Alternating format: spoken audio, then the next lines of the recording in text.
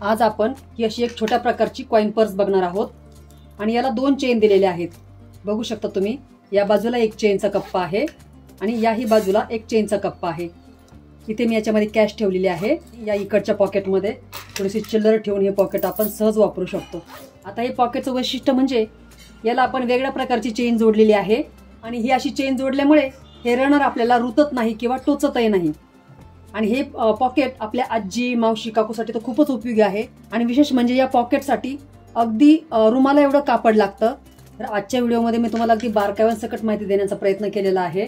चला तर व्हिडिओला सुरुवात करूयात। आणि व्हिडिओला सुरुवात करण्यापूर्वी चॅनलवर जर नवीनच असाल तर चॅनलला सबस्क्राईबही करा। यासाठी मेन फॅब्रिक म्हणून कुर्तीचा उरलेला कपडा घेतलेला आहे मी आणि हा कपडा कॉटनचा आहे। याची रुंदी आहे 5 इंच आणि उंची 6.25 इंच आहे। या दुसऱ्या तुकड्याची रुंदी आहे 5.5 इंच आणि याची उंची आहे 6 इंच। हे दोन अस्तरचे तुकडे घेतलेले आहेत मी।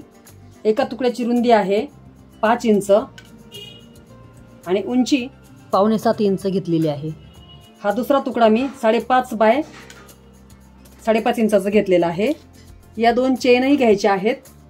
यांची माप आहेत 6 इंच। या दोनही चेन 6 इंच मापाच्याच आहेत। सुरुवातीला हा अस्तरचा तुकडा खाली ठेवायचा आहे आणि त्यावर हा 5 बाय 5.25 इंचाचा तुकडा ठेवून घ्यायचा आहे। चेनची सुलट बाजू आणि मेन फॅब्रिकची सुलट बाजू समोरासमोर येतील याप्रमाणे चेन यावर ठेवून घ्यायची आहे आणि इथे एक टीप देऊन घ्यायची आहे। ही टीप दिल्यानंतर ही चेन अशी वरच्या दिशेला वळवून घ्यायची आहे आणि हा कपडा थोडासा या चेनवर घ्यायचा आहे 1/2 इंच साधारण।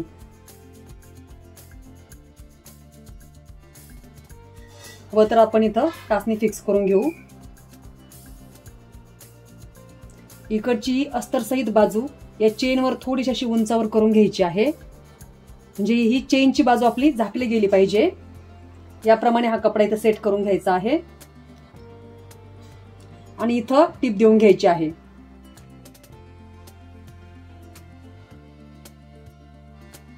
इथे वरती टीप दिल्यानंतर या कापडापासून खाली 3.5 इंचावर मार्किंग करायचं आहे। याही बाजूला 3.5 इंचावर मार्किंग करायचं आहे आणि इथे एक रेष आखून घ्यायची आहे आणि या रेषेवर आपण आता कट करून घेणार आहोत। हा अस्तरचा भाग आणि हा मेन फॅब्रिकचा भाग व्यवस्थित जुळवून धरायचा आहे। इथे व्यवस्थित अशी टाचणी लावून घ्यायची आहे आणि या चेनवर हा तुकडा आपण जोडून घेणार आहोत। इथे चेनवर हा तुकडा जोडल्यानंतर हा भाग असा वरच्या दिशेला घ्यायचा आहे आणि पुन्हा हा तुकडा जसा आपण या चेनवर घेतला तसाच हाही तुकडा असा चेनवर घ्यायचा आहे। इथे आपण टाचणीने फिक्स करून घेऊयात। इकडची बाजू या चेनवर येईल याप्रमाणे इथं असं फिक्स करून घ्यायची आहे आणि इथे एक दाबटीप देऊन घ्यायची आहे। ही इथं आतली टाचणी काढून घ्यायची आहे टीप देताना। हा मेन फॅब्रिकचा जो तुकडा आहे या दोन्ही बाजूंनी आपण या चेनवर घेतलेला आहे आणि मग ही चेन जोडलेली आहे। म्हणजे आजच्या व्हिडिओमध्ये आपण जरा वेगळ्या पद्धतीने चेन जोडायला शिकलेलो आहोत। तर यामध्ये आपण रनर टाकून घेऊयात।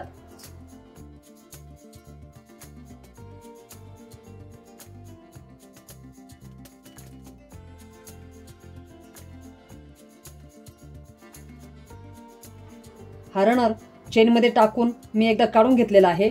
आता पुन्हा आपण याच्यामध्ये हा रनर टाकून घेणार आहोत।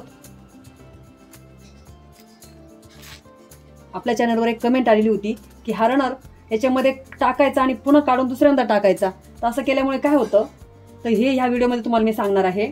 आता हा रनर असं दोनदा टाकल्यामुळे इकडची बाजू आणि इकडची बाजू अशा लॉक झालेल्या आहेत। या दोन्ही बाजू अशा लॉक झाल्यामुळे इथं आपल्याला शिवायला सोपं जातं। आता ही जी बाजू इथं लॉक दिसत आहे, बाजू जरी तशी ओपन असती ही दुसऱ्या तुकड्याला जोडायला आपल्याला जड जातं। त्यामुळे हा रनर नेहमी एकदा टाकायचा आणि काढून घ्यायचा आणि पुन्हा याच्यामध्ये टाकून घ्यायचा, म्हणजे हा भाग असा लॉक होतो। याला दुसरा तुकडा शिवताना मी तुम्हाला हे दाखवणारच आहे की इथं दोन्ही बाजू लॉक झाल्यामुळे आपल्याला सोपं कसं जातं। हा 5 बाय 6चा तुकडा घेऊयात। इथे 5 इंच बाजूवर आपल्याला काही मार्किंग करायचं आहे। वरतून इथं 2 इंचावर मार्किंग करायचं आहे। याही बाजूला 2 इंचावर मार्किंग करायचं आहे। इथे एक रेष आखून घेणार आहोत आपण आणि इथं कट करून घ्यायचं आहे। ही दुसरी चेन आता आपण या तुकड्यांच्या मध्ये जोडून घेणार आहोत।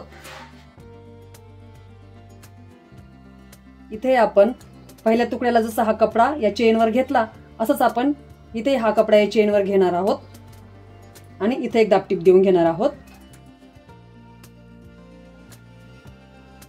हा राहिलेला तुकडा या चेनवर ठेवून घ्यायचा आहे आणि इथे एक टीप देऊन घ्यायची आहे. ही अशी टीप देऊन झाल्यानंतर इकडची कपड्याची बाजू या चेनवर थोडीशी पाव इंच अशी घ्यायची आहे.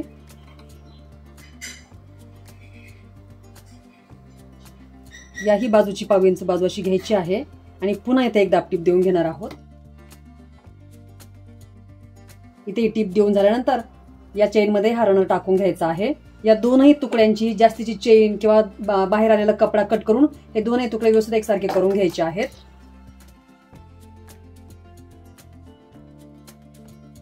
अस्तरचा हा छोटा तुकडा घ्यायचा आहे आणि त्यावर हा चेन जोडलेला मेन फॅब्रिकचा तुकडा ठेवून घ्यायचा आहे आणि चारही बाजूंनी टीप देऊन घ्यायची आहे. तुम्ही बघू शकता इथे ही जी चेनची बाजू लॉक आहे अशी लॉक असल्यामुळे इथं आपल्याला सोपं जातं हे शिवायला.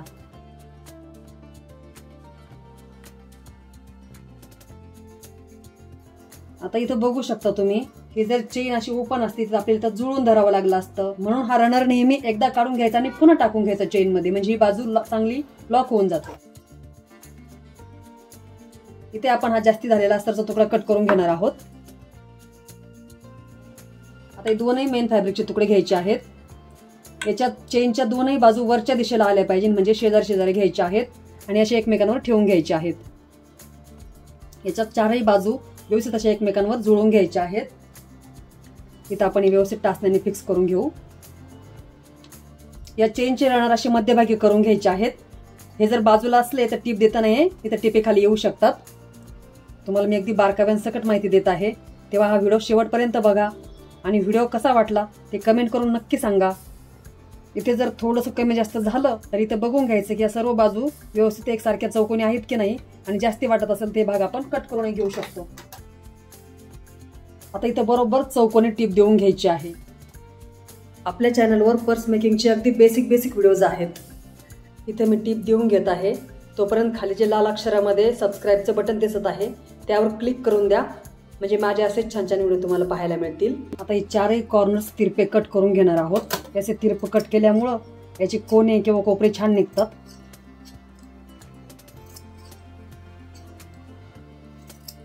सुरुवातीलाच आपण मेन फॅब्रिकला अस्तर जोडून चेन जोडलेली होती, त्या चेनच्या भागातून आता आपण हे पॉकेट उलटवून घेणार आहोत.